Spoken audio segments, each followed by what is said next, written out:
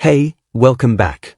If you're a tennis fan and you just stumbled onto this channel right now, honestly, perfect timing. Because what just happened at the California Open is one of those moments you're going to be talking about for years. I'm not exaggerating when I say this. The shockwaves from this match traveled from the sun-baked courts of California all the way to the cobblestone streets of Prague. Every major sports network picked it up. Social media completely lost its mind. And across the Czech Republic? Stunned silence. Today, Alex is breaking it all down. The match nobody predicted, the upset that just rewrote the script for women's tennis this season, and the performance that may go down as one of the defining moments in the history of Asian athletics.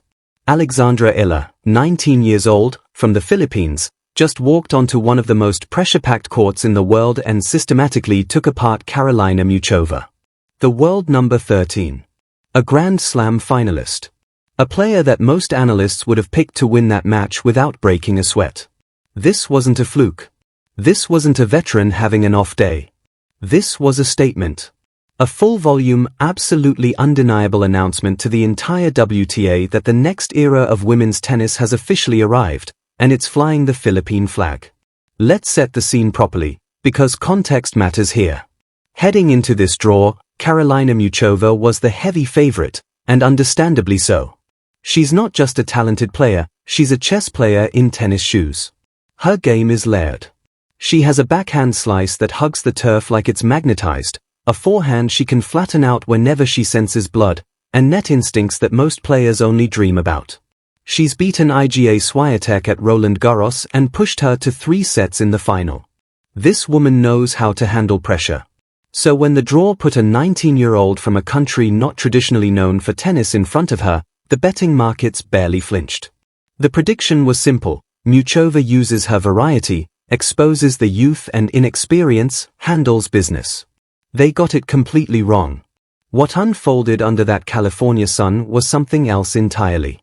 From the very first game, the atmosphere inside the stadium was electric, and I mean that literally. The Filipino diaspora turned out in force. It was flags, chanting, pure unfiltered noise from the first ball. This neutral Californian venue somehow transformed into something that felt closer to a home crowd in Manila. And that energy? Eala fed on it. Every winner she hit landed like a thunderclap. Every time she needed to dig deep on a breakpoint, the crowd surged behind her and she responded with fist pumps and fire. Meanwhile, Muchová, a player who's competed on the grandest stages imaginable, found herself suffocating. Not from the heat. Not from fatigue.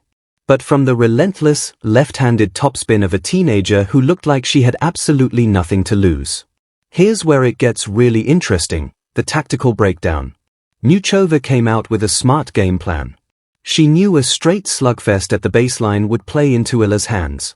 So she went to her full bag of tricks early. Low, skidding slices to deny Eala pace. Serve and volley on big points to rush her. Drop shots to pull her forward and test her comfort level up close. And for a stretch? It was working. You could see Eala having to adapt in real time. But then, and this is the part that truly impressed me, she did adapt. Not the way most teenagers do, which is to panic and start swinging harder. No. Eala slowed down mentally and sped up physically. She started reading the drop shots and short slices earlier, getting her feet set a half-second sooner, and instead of arriving defensively and pushing the ball back, she was stepping inside the baseline and punishing it. That tactical shift changed everything. The turning point came down to one battle, forehands. Muchová has a terrific forehand. But Eala's left-handed forehand, dripping with Nadal Academy topspin, was tailor-made for those California hard courts. The ball was grabbing the surface and launching upward into Muchová's shoulder zone, over and over and over. That's uncomfortable. That's tiring. And over the course of a match, that wears on you. Every time Muchová tried to slice her way into neutral territory, Eala was already rotating around her backhand, loading up, and ripping crosscourt. There was no escape hatch. On top of that, Eala's returning was next-level aggressive. She stood right on the baseline, right on it, and was taking the ball on the rise, robbing Muchová of any time to set up her second shot. That forced Muchová to aim for more dangerous targets on first serve, her percentage dropped, And suddenly Eala was feasting on second balls. It was a suffocating brand of tennis. She wasn't just winning points, she was systematically dismantling the tools Muchova needed to compete. And then there's the fitness piece, which honestly doesn't get talked about enough. California is brutal. The sun is unrelenting, the air is dry, and the matches turn into marathons if you let them. Muchova, for all her brilliance, has had stretches in her career where physical durability became a question mark in long, grinding encounters. Eala didn't just know this, she played to it. She was perfectly content hitting 15 balls cross-court, daring Muchova to go for the risky down-the-line winner. She essentially turned the tennis court into a track. And as the match wore deep into the crucial moments, it was the teenager bouncing on her toes between points while the veteran leaned on her racket looking for oxygen.